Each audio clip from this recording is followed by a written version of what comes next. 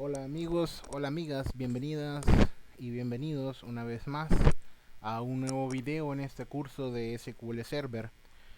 En la en el video anterior tuvimos la oportunidad de ver cómo crear constraints a partir de tablas que ya existían, es decir, utilizamos el comando alter table para crear los constraints. En esta ocasión vamos a ver cómo utilizar una de las herramientas de SQL Server que yo considero es una de las más eh, potentes, digámoslo así, porque te permite ver todo el ambiente de tu base de datos, te permite ver las relaciones entre las tablas y te permite tener el esquema completo de la base de datos de una forma muy interactiva. Estoy hablando de los diagramas en SQL Server. Pero antes de comenzar a ver los diagramas en SQL Server, yo tenía pendiente con ustedes lo que era crear eh, constraints a partir de una tabla nueva. En esta ocasión voy a completar esa pequeña parte que dejé pendiente. Vamos a crear una tabla de proveedores con unos campos.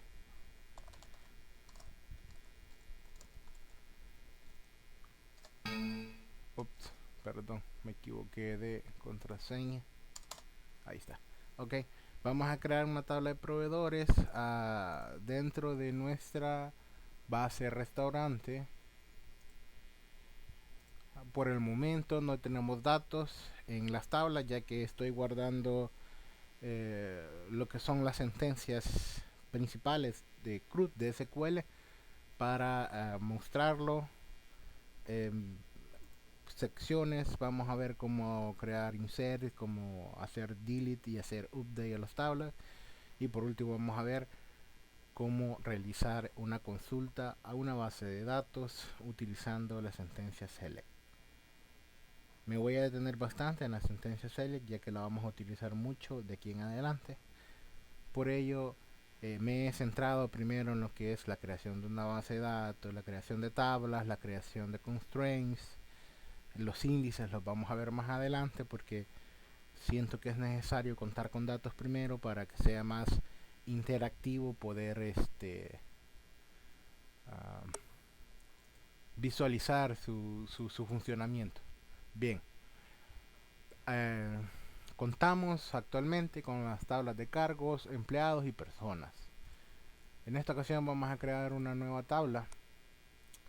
Lo vamos a hacer rápido porque ya hemos visto cómo crear tablas y cómo utilizar constraints. Mejor dicho, cómo crear constraints a partir de sentencias SQL. Así es que primero le voy a decir con, con qué tabla voy a trabajar. En este caso va a ser restaurante. Ok. Y voy a hacer una nueva tabla con la sentencia create table. Esta tabla se va a llamar proveedores. Ok. Abro y cierro. Coloco comillas. Y comienzo a insertar los campos en mi tabla. Primero voy a colocar el identificador, que va a ser el código del proveedor.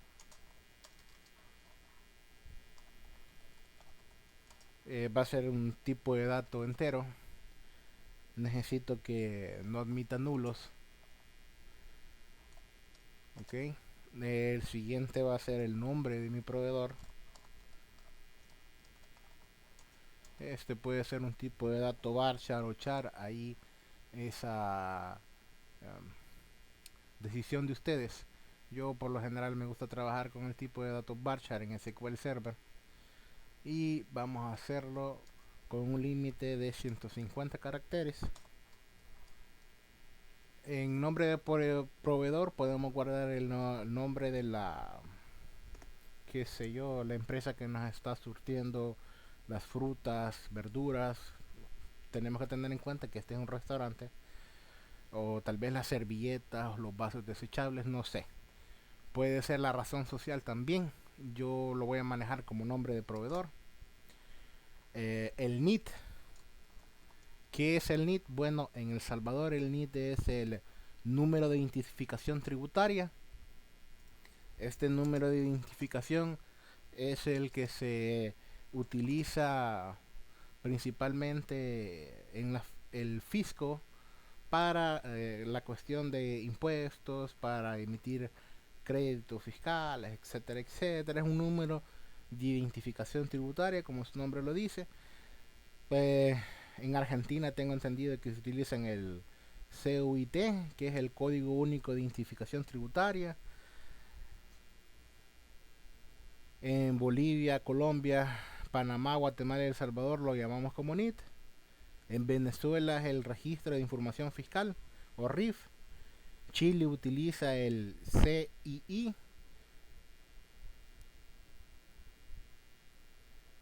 que también es quien genera el número RUT o el rol único tributario. Costa Rica tiene su NIT-E, que es el número de identificación tributaria especial, y etcétera, etcétera. Existen, dependiendo del país, diferentes formas de cómo identificar a una persona jurídica. En El Salvador se utiliza el NIT, como ya les he comentado, y vamos a hacer algo especial con el NIT. Vamos a añadir un constraint. Les voy a enseñar cómo añadir un constraint sin necesidad de utilizar el comando o la sentencia constraint para nombrarlo. En este caso únicamente tendríamos que colocar el tipo de constraints, que va a ser un check, y le digo al tipo de datos que lo necesito, NIT, que tiene que ser igual a 14.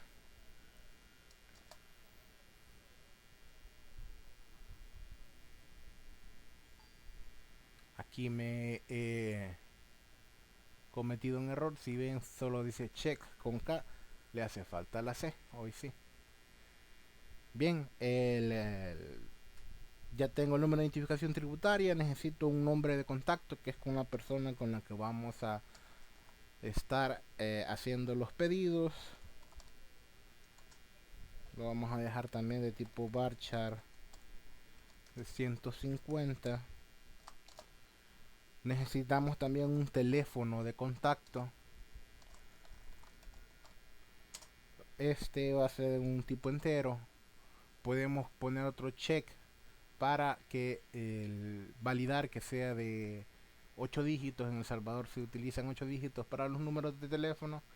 En tu país no sé qué estarán utilizando, cuántos dígitos son los mandatorios. Lo vamos a dejar sin ninguna restricción. Vamos a colocar también una parte de un email.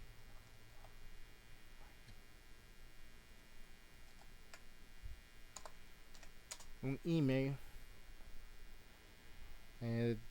Un varchar también de 150.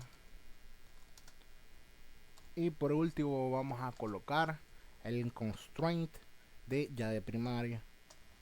Esta es la forma con la que yo he estado trabajando, pero lo podríamos hacer directamente dentro del código del proveedor, colocar la sentencia primary key. Ya tenemos nuestra llave primaria, pero a mí me gusta nombrar mis llaves. Entonces constraint pk, el nombre que identifica que esta es una primary key, el nombre de la tabla donde se encuentra, que es la tabla de proveedores, y el nombre del campo, que en este caso sería el código del proveedor.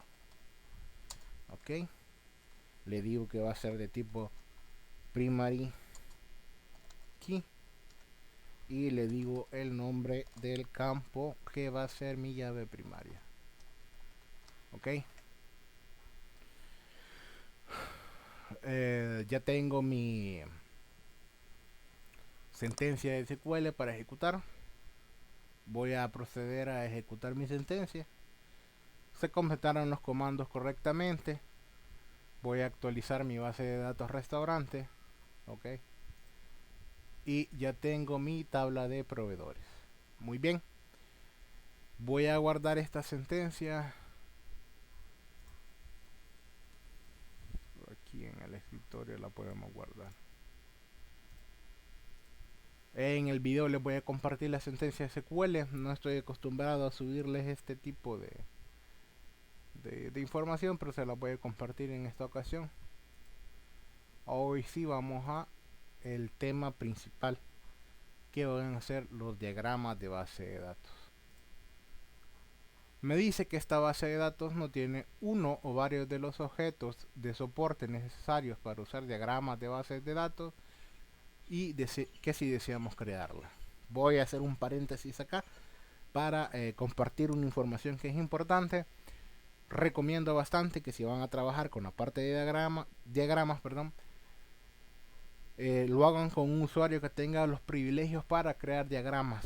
Si ustedes ya tenían conocimientos de SQL Server y crearon un usuario, permítanme decirles que es necesario que este tenga ciertos privilegios para trabajar con diagramas. En el caso de que estén trabajando con el usuario SA, no va a haber ningún inconveniente, ya que él es el usuario absoluto de una base de datos, cuenta con todos los privilegios que podría tener un usuario, y si es el caso, únicamente tienen que decirle que sí, creará los objetos que van a ser utilizados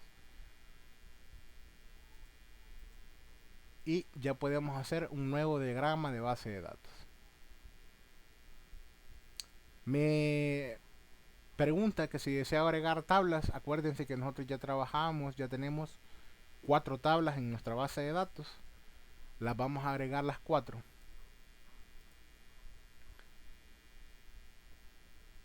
Y esto es lo hermoso de los diagramas. Vamos a minimizar esto. Estos son diagramas en SQL Server. Voy a hacer un poco más pequeña la pantalla. Ok. Sé que no es muy legible, pero quiero que vean que la tabla de empleados está relacionada con la tabla de personas y la tabla de cargos. Si se acuerdan, en el video anterior vimos cómo relacionar la tabla de empleados con la tabla de cargos y la tabla de personas. La tabla de empleados es la que contiene dos llaves foráneas, que son el código de la persona y el código del cargo, para relacionarlas con sus respectivas tablas, en este caso personas y cargos. Proveedores no está enlazada a ninguna de las tablas, ya que únicamente cuenta con una llave primaria, más sin embargo no le hemos creado ninguna relación a ninguna de las tablas. Por el momento lo vamos a dejar así. La intención principal de esto es que ustedes vean la forma como hemos creado nuestras tablas, y cómo están relacionadas. Pero eso no es lo único bueno de los diagramas, ya que yo puedo personalizar estas vistas. ¿Cómo? Bueno, pues necesito dirigirme a las propiedades. Perdón, no es en la parte de propiedades, es en la parte de la vista de tablas. Acá tenemos nombres de columnas, claves, estándar, personalizada, que es la que vamos a utilizar, y modificar personalización. Esta es la estándar. En la estándar tenemos lo que es el nombre de las columnas, el tipo de datos que utiliza y si permite valores nulos o no. En la parte de claves únicamente nos enseña la llave primaria con su nombre, del nombre de la tabla que viene siendo mi llave primaria, la personalizada, y vamos a modificar la personalizada. ¿Acepta valores nulos o no? Podemos dejarlo, pero a mí me interesa más la parte de el tipo de datos. Ya lo tenemos.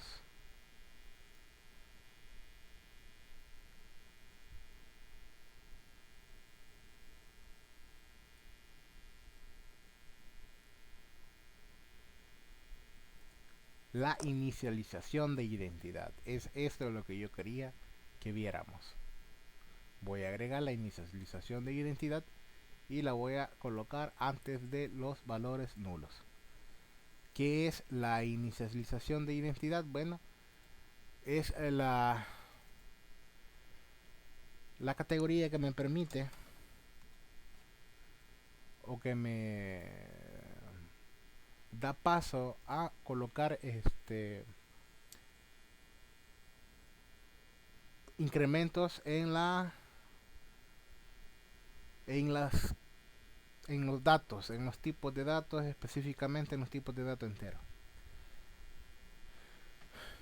No es correcto que nosotros manejemos una llave primaria en la cual nosotros tengamos que estar estableciendo el valor de esa llave.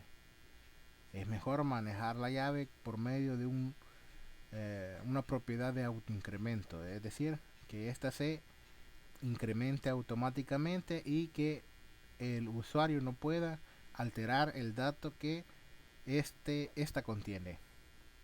Es decir, el primer registro va a tener como código el número 1, el segundo registro el número 2, el tercer registro el número 3, o dependiendo de la secuencia que nosotros establezcamos, dado que lo podemos establecer que si queremos que los incrementos sean, por dar un ejemplo, de 7 en 7, lo podemos hacer.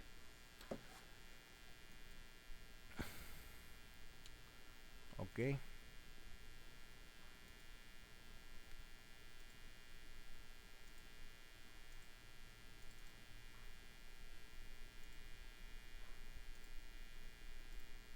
Aquí está. Identidad. Si yo coloco en la tabla de cargos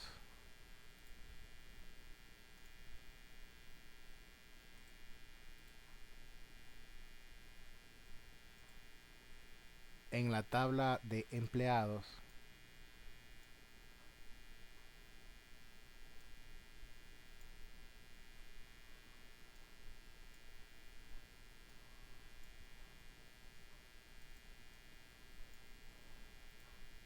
y en la tabla de personas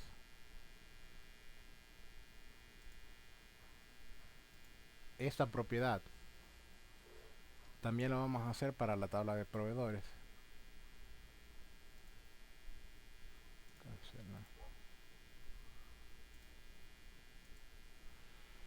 Esta propiedad de identidad, lo que va a ocurrir es que al momento de hacer un insert en cualquiera de estas tablas, él automáticamente va a asignar el valor a la llave primaria. Dado que no le hemos dicho en qué número debe de inicializar la secuencia y cuáles van a ser los incrementos, él automáticamente comienza desde el número 1 y continuará hasta topar la capacidad de la tabla, lo cual es un número muy grande. La parte de los de las de los diagramas en SQL Server lo vamos a ver más a detalle en el siguiente video. En esta ocasión únicamente quería mostrar cómo acceder a la parte de diagramas. Quiero decirles que todo lo que hemos visto, desde cómo crear una tabla, colocar los datos, colocar un constraint, lo podemos hacer desde acá de una forma gráfica muy sencilla, rápida y que nos permite ver el esquema completo de nuestra base de datos. Ok, esto ha sido todo por ahora. En el siguiente video tutorial vamos a seguir trabajando con la parte de diagramas, vamos a crear un par de tablas más, vamos a hacer las relaciones pertinentes. Por el momento esto ha sido todo por ahora. Les agradezco una vez más que nos estén siguiendo en este curso de SQL Server. Si el video les ha gustado, les invitamos a que lo compartan en sus redes sociales, a que lo compartan con sus amistades. Si ustedes conocen a alguien que desea aprender ya sea acerca de SQL Server o acerca de Gym, que le compartan esta información y este canal a esa persona. El único interés que tenemos es el de apoyarnos y compartir información. Una vez más, muchísimas gracias, que tengan una excelente tarde.